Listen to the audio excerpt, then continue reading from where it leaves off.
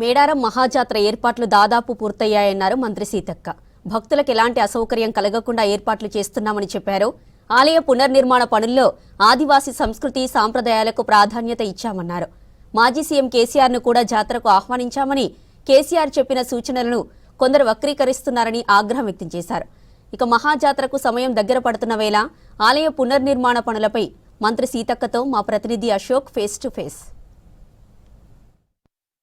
మేడారంలో ముందస్తు మొక్కులు కొనసాగుతున్నాయి. భక్తులకు ఏర్పాట్లు పూర్తి చేశారు. మనతో మాట్లాడడానికి మంత్రి సీతక్క ఉన్నారు. అక్క చెప్పండి, ముందస్తు మొక్కులు కొనసాగుతున్నాయి, వాళ్ళకు ఎట్లాంటి ఏర్పాట్లు చేస్తున్నారు? వాస్తవానికి మనం గతంలో చూస్తే జాతర అప్పుడే టాయిలెట్స్ కానీ, డ్రింకింగ్ వాటర్ కానీ, శానిటేషన్ ఇవన్నీ ఎక్కువ పెంచేది జాతర టైంలో. కానీ ఇప్పుడు దాదాపుగా 1 మంత్ నుంచి స్లోగా పెంచుకుంటూ వచ్చాను.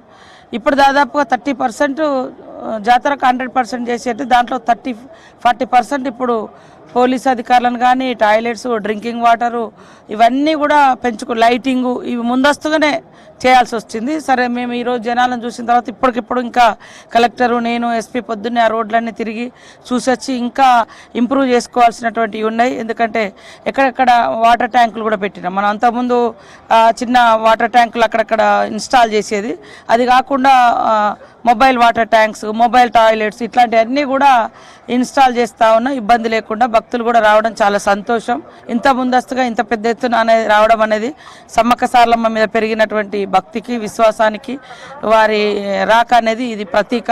అదేవిధంగా మన సీఎం రేవంత్ రెడ్డి గారు కూడా ప్రతిష్టాత్మకంగా, బాధ్యతతో, బంధంతో, భావోద్వేగంతో ఆయన ఇచ్చినటువంటి ఈ కమిట్మెంట్ అంటే ఇవన్నీ కూడా చేస్తూ ఉన్నాడు.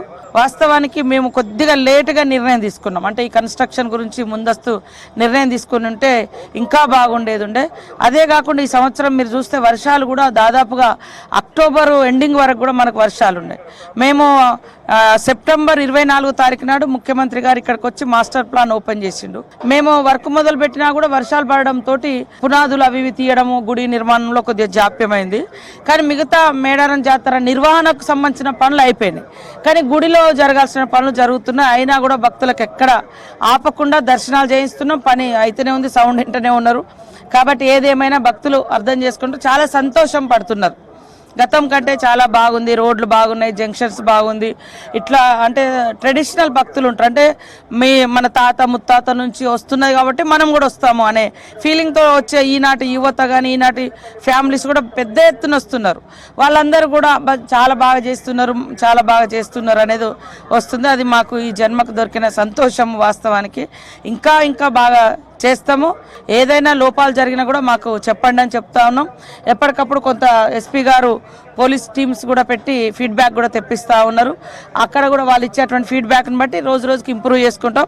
మనకి ఇంకా అంటే 28వ తారీఖు నుంచి జాతర మొదలవుతుంది. కానీ ఇప్పుడే పెద్ద జాతరలా కనబడుతుంది. మీరు చూస్తూ ఉన్నారు. మనకు బుధవారం నాడు సారలమ్మ వచ్చే రోజు ఎట్లా ఉందో, ఈరోజు సండే రోజు అలాంటి క్రౌడ్ ఉంది. దేవాలయం చుట్టూ అంటే గుడి చుట్టూ మొత్తం మొక్కలు నాటుతున్నారు. అవి మొక్కలు అర్థాన్ని ఇచ్చే మొక్కలే నాటుతున్నాం. కొన్ని వేరేటివి వచ్చినా మేము తీసేస్తాము.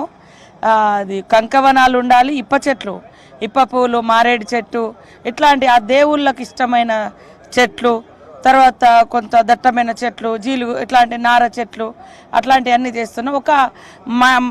మేము సరే ఏది పడుతుంది అన్న కాకుండా ఒక వర్క్ అనేది దేశంలో ఇలాంటి గుడి ఎక్కడ జరగలే ఆదివాసుల కోసం. ఇప్పుడు ఆదివాసీ తల్లులైన అందరి దేవతలు, అందరి కొంగు బంగారంలా కోరికలు తీరుస్తున్నారు. ఈ మతము ఆ మతము అనేది లేకుండా అన్ని మతాల వాళ్ళు వస్తున్నారు, అన్ని కులాల వాళ్ళు వస్తున్నారు, అన్ని ప్రాంతాలు. కాబట్టి ఇక్కడ మాత్రం సహజత్వము, ఆదివాసీ సాంప్రదాయాలను అక్కడ పెడుతున్నాము. ఇక్కడ అందరికీ మేము మా సాంప్రదాయాలంటే కూడా వేరు కాదు. ప్రకృతిని ఆరాధించే దైవాలుగా, ప్రకృతి అనేది ప్రజలందరికీ అవసరం. కాబట్టి ప్రకృతిని కూడా ఇక్కడ ఆ రకంగా ఇప్ప చెట్లు, కంకవనాలు, మారేడు చెట్టు, ఇట్లా యాప చెట్లు, ఇట్లా నారా చెట్లు, జీలుగు నార చెట్లు, ఇట్లాంటివన్నీ కూడా మేము అక్కడ ప్రతిష్ఠింపజేస్తాం.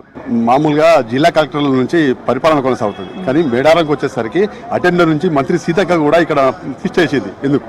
మన ప్రాంతము, నేను ఆ తల్లుల బిడ్డలము, మీ అందరి ప్రజలందరికీ సేవకులుగా మరి ఉన్నాము, తల్లుల సేవలో ఉన్నాము. కాబట్టి ఇక్కడికి వచ్చే ప్రతి భక్తురాళ్ళు సంతోషంగా వెళ్ళాలి. ఆ సంతోషంలో మేము భాగస్వాములం కావాలి. అధికారులు మీకు తెలుసు కొంతమంది రకరకాల కామెంట్ చేస్తుంటారు. వాళ్ళు బయటకు వచ్చి పని చేయరు, చేసేటోళ్ళను విమర్శిస్తూ ఉంటారు. ఎందుకంటే వాళ్ళకి పాపం చేత కాదు, శ్రమ విలువ తెలియని వాళ్ళు, శ్రమను గౌరవించిన వాళ్ళు కొంతమంది ఆర్డర్స్ వేసి పని చేయిస్తారు. నేను పని చేయిస్తా, ఈ రెండు నాకు ఇష్టం. పని చేయడం ఇష్టం, చేయించేటప్పుడు మనం కూడా ఒక చేయడం మనకిష్టం. అట్లా దాన్ని కూడా విమర్శలు పెడుతుండగా అట్లాంటి వాళ్ళు నేను ఇక అది చాలా వరస్ట్ అనిపిస్తారే. నీకు చేతనైతే చెయ్యి, లేకుంటే చేయించుకో. కానీ నాకు చేయగలిగే శక్తి ఉన్నంతసేపు నేను చేస్తా, చేయలేనప్పుడు నేను కూడా చేతగానప్పుడు కూర్చుంటా. అది నా సిద్ధాంతం. నేను శ్రమను గౌరవించే వ్యక్తిని, శ్రమను గౌరవించే విధానాలు నేర్చుకున్న వ్యక్తిని. కాబట్టి ప్రతి ఒక్కరు ఎక్కడన్నా అయితే నేను వీలైనంత వరకు మొత్తం రాష్ట్ర మంత్రివర్గం కేబినెట్ మొత్తం రప్పించినట్టు మేడారం అందరు వస్తారు తప్పకుండా. ఓపెనింగ్ రోజు కొంతమంది వచ్చారు, మళ్ళీ ప్రారంభోత్సవం సీఎం గారు 18వ తారీఖు నాడు సాయంత్రం వస్తున్నాడు, వచ్చి ఇక్కడే బస చేస్తాడు. అన్నీ మరి ఇక్కడ సాంస్కృతిక కార్యక్రమాలు, ముఖ్యంగా ఆదివాసీల జీవన విధానము, మా డోలి, మా సప్పుడు, మా నృత్యాలు, మా తల్లి సమ్మక్కకి ఇష్టమైనటువంటి అవన్నీ కూడా ఇక్కడ సౌండ్ ఒకరోజు ముందే నడుస్తుంది. అక్కడ పెద్ద షెడ్ కూడా నిర్మాణం భక్తుల కోసము ఉంటుంది. ఆ ప్రాంగణంలో సాంస్కృతిక కార్యక్రమాలు ముందు రోజే స్టార్ట్ చేస్తారు సీఎం రేవంత్ రెడ్డి గారు, బట్టి విక్రమార్క గారు, మా సహచర మంత్రులు అందరూ, అట్లనే మా ఎమ్మెల్యేలు అందరిని పిలుస్తున్న పబ్లిక్ను కూడా ముందు రోజు మా తల్లులకు ఇష్టమైనటువంటి డోలు సౌండు, అదేవిధంగా నృత్యాలు. ఆదివాసీలు ఒకప్పుడు కరెంటు లేదు, ఇప్పటికి కూడా అనేక గ్రామాల్లో కరెంటు ఉండవు. నెగళ్ళ మధ్య మంచి డోలు సౌండ్లతోటి రాత్రంతా ఆటలు పాటలతోటే గడుపుతాం. అలాంటి ఆనందంతో ఆయుష్ ఎక్కువ ఉంటుంది మా వాళ్ళకు, ఏదో ట్రీట్మెంట్ తోటి మందులతోటి కాదు. కాబట్టి స్వచ్ఛమైన గాలి, ఇప్ప పువ్వు తిని, మరి మొర్రి పండ్లు తిని, వాగులలో దొరికే చేపలు తిని, ఆనాడు వైల్డ్ లైఫ్ యాక్ట్ లేనప్పుడు జంతువులను కొట్టుకొని తిని ఇట్లా ఉన్నది. ఏ మెడిసిన్ లేదు, ఏది లేదు ఆ రోజు. అలాంటి సౌండ్ ఈరోజు సమ్మక్క సారలమ్మ సన్నిధిలో పెద్ద ఎత్తున డోళ్ళ సౌండ్ తోటి ఈ ప్రాంగణం అంతా కూడా పులకరిస్తుంది. ఆ రాత్రి అంటే బస చేస్తారు ముఖ్యమంత్రి గారు గుడి పక్కనే. కాబట్టి అందరినీ 18వ తారీఖు సాయంత్రానికి రావాలని కోరుతాం. సమ్మక్క సారలక్క ఇద్దరు రకాలు కలిసి మాజీ సీఎం కేసీఆర్ కు రమ్మని ఆహ్వానం పలికారు. ఎట్లా అనిపించింది? అది మన సాంప్రదాయము, ఇది మన పండుగ. ఈ ప్రాంతం నుంచి నేను ప్రాతినిధ్యం వహిస్తున్నా. మరి సురేఖక్క కూడా వరంగల్ నుంచి ఎమ్మెల్యేగా గెలిచి ఆమె కూడా మాకు ఎండోమెంట్ మినిస్టర్గా ఓరుగల్లు, ఇద్దరం కూడా ఓరుగల్లు పోరుగల్లు బిడ్డలమే, ఆడబిడ్డలమే. కాబట్టి ఇక్కడ కూడా మా ఆడబిడ్డల, మా తల్లుల వైభవం మహాజాతర జరుగుతుంది. ఈ జాతరకు అందరినీ ఆహ్వానిస్తూ ఉన్నాం. అట్లనే వారు కూడా సీనియర్ నేత, ప్రతిపక్ష నాయకుడు, మాజీ సీఎం గారు. కాబట్టి గౌరవించుకోవడం, ఆహ్వానించడం అనేది మన బాధ్యతగా, మన సాంప్రదాయంలో భాగంగానే పిలిచినాం. ఎలాంటి రాజకీయాలు లేవు ఇందులో, అందరినీ ఆహ్వానిస్తున్నాం. ఏ పార్టీ నాయకులు వచ్చినా నాకు కానీ, మా కలెక్టర్ కానీ, ఎస్పీ గారికి కానీ ఇన్ఫర్మేషన్ ఇస్తే తప్పకుండా అందరికీ గౌరవంగా, మర్యాదగానే మేము దర్శనం చేయిస్తామని తెలియజేస్తా ఉన్నాం. ఇది పరిస్థితి. మొత్తానికి భక్తులకు ఎలాంటి ఇబ్బందులు లేకుండా ఉండడం కోసమే ఇక్కడ అధికార యంత్రాంగంతో పాటు తాను కూడా బస చేసి భక్తులకు ఎలాంటి ఇబ్బందులు లేకుండా చర్యలు చేపట్టామని సీతక్క చెప్తున్నారు. రాజుతో అశోక్ న్యూస్ మేడారం నుంచి.